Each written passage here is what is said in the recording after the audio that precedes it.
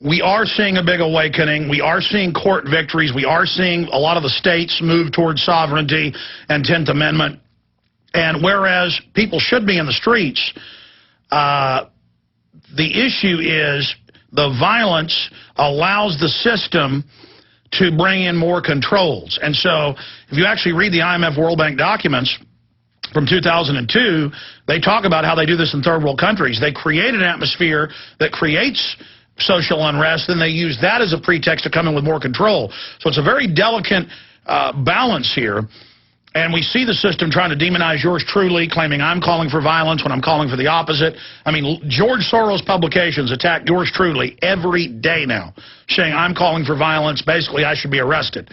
And so, again, they create the climate where a lot of people reasonably, start wanting to go in that direction, but it's a setup down the road. I am never for offensive violence, but I am for getting in politicians' faces and going to every meeting and demonstrations and exposing the cops when they come out and try to hire provocateurs.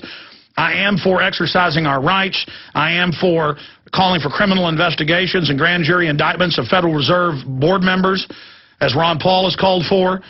But the pen is mightier than the sword. 90% of war is now info war. Pentagon says that themselves. And I remember reading that, 15 years ago when I was looking around for a name for a website. Infowars.com was available.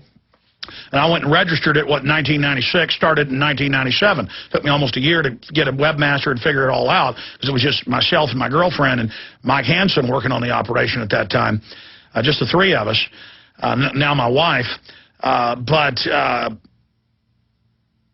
Look, we won't beat them overnight, but here's the key.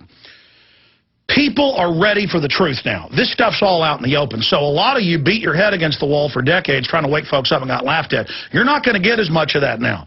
And the beating your head against the wall, the seeds you planted a decade ago, those are now sprouting today. So seeds you plant today will sprout in a year, not in 10 years. Some will sprout overnight, some will sprout a year later.